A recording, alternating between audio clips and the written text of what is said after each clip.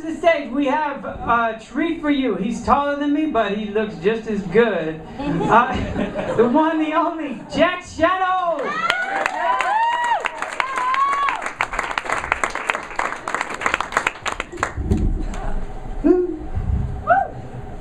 So by a round of applause, who here is in a relationship tonight? Anybody in a relationship?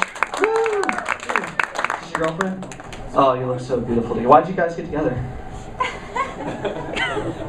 I don't know. You don't know? Well, it's still better than my reason for getting it. I'm in a relationship. I just got in a relationship recently, and because I am afflicted with a terrible disease called relationship Alzheimer's. Whenever I'm single, I think to myself, you know what'd be great? A relationship. When I'm in a relationship, you know what I think? Being single is fucking awesome. I'm kind of like a goldfish with a 5-second memory. I go with, alright, so like at that castle, the bottom of like a relationship, and I were a goldfish, you know, I'd be in there going like, this place is suffocating! I need to be free! I missed one night stones on the other side of the tank. Castle, it's not you, it's me. We had some great times, like the time I treaded water right here, and the time I swam in and out of all your holes, and just, you know, just think of the good times. Soon this will all be drawbridge under the water. I had to wait before I could leave the castle so people could get that joke. So now I leave the castle and it's awesome. Woo! I'm single, yeah! And I see out of the corner of my eye another castle. And I think to myself, it's pretty cozy in there. And all my friends have castles. Alright, just one second. The fuck was I thinking? None of my friends even like this castle.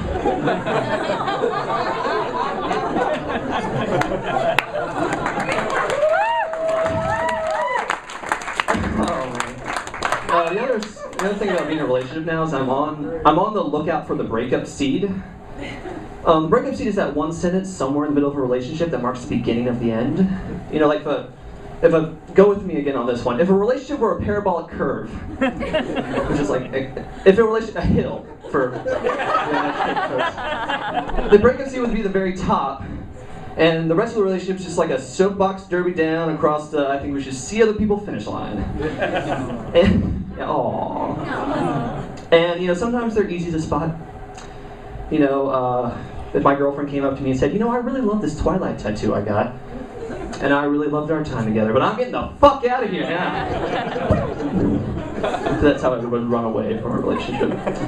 But what I'm worried about is the ones I can never see coming. Like my last relationship, I never saw it coming. The breakup seed of my last relationship was, and I quote, "Honey, did you wash our towels the other day?" "Honey, did you wash our towels the other day?" "Yeah, babe, they're in the hamper. Love you." The next day, all I can think of, those are my towels. I brought them from my house when we moved in together. Why not the towels? Like, what else is ours that was once mine? And like 5 weeks later, like, this is my rent! My rent! I am not ready to share a rent with one person for the rest of my life. I'm out of here. 5 seconds later, I'm like, you know, I've always wanted someone to share my wrenches with. Wrench away. So I was thinking about my mom the other day. You have a mom, sir? In addition to a girlfriend? I do. You do? Yes. Is your mom sympathetic? Yes. My mom is sympathetic. My mom is one of those people who is universally sympathetic. She, you know, the kind of person who is not happy if anybody else is sad. Like she's really like a superhero when I think about it. Like whenever there's like pain or suffering, she leaps into action. But instead of saving the day, she just feels bad for everyone. Up in the sky, it's a bird. It's a plane. It's crying because a bird got hit by a plane. Oh, it's commiseration, woman.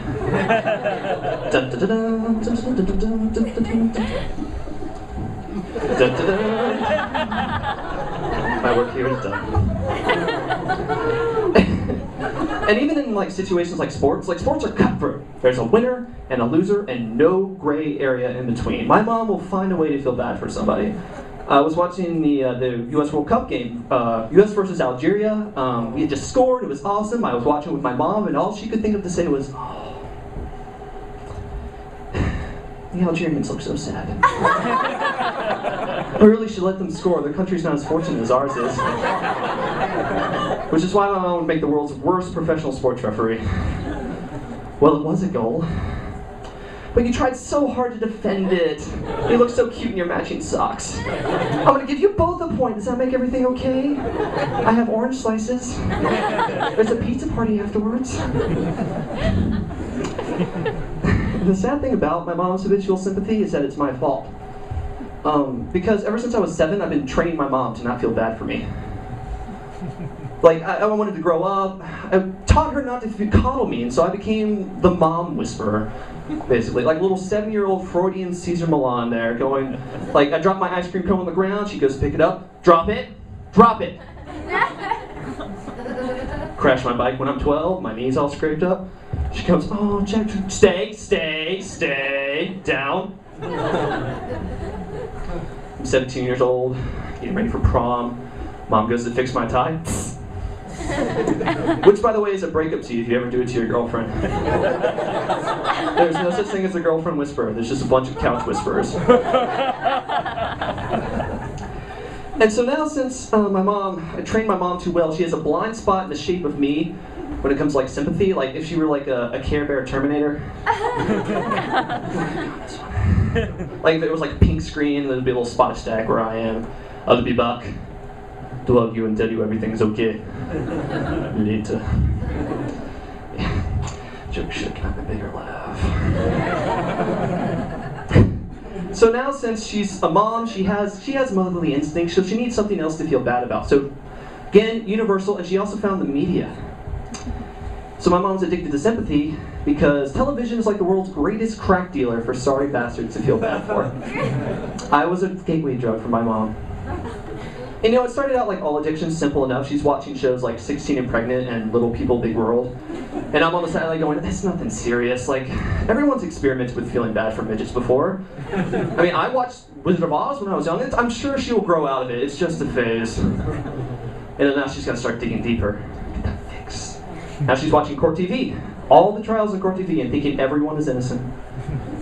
Well, no one actually saw him hit that grandma. And he looks so dapper in those prison orange jumpsuit. And again, I'm on the side going, I really should say something. But I don't want to make things awkward between us, and I'll do it tomorrow. And then she hits rock bottom. And rock bottom for alcoholics is boiling down a can of Johnny Mac brand paint thinner. Well remembered. And putting a cocktail umbrella in it. It's happy hour, take me there, clean strip cocktail. It tastes like failed marriages and lead. All for the alcoholic? How many alcoholics do we have here that feel like, oh, I don't know alcoholic jokes. No, I don't feel... alcoholic jokes. So now, but for my mom, rock bottom was calling me into the living room and going, Jack, come in here, come here. Don't these people look so sad? Mom, that's a documentary on the Nuremberg trials. But look at Mr. Goring, he looks like a big old teddy bear. Don't you just want to hug him? I'm not going to hug a Nazi teddy bear, Mom. So now I've got to have an intervention from my mom. I just imagine how that's going to go. What's all this? Well, Jack here has some words he's prepared for you. Mom, I love you. You're just not the same person when you watch Sarah McLachlan commercials. You have a whole family here who loves you and has a ton of problems for you to feel bad about. A ton. I just want my mom back. So talk to your kids about the dangers of sympathy. They'll listen. Not giving a shit is my anti-drug. And putting this back up here in the front is my anti-being on stage. That's my time. Thank you all.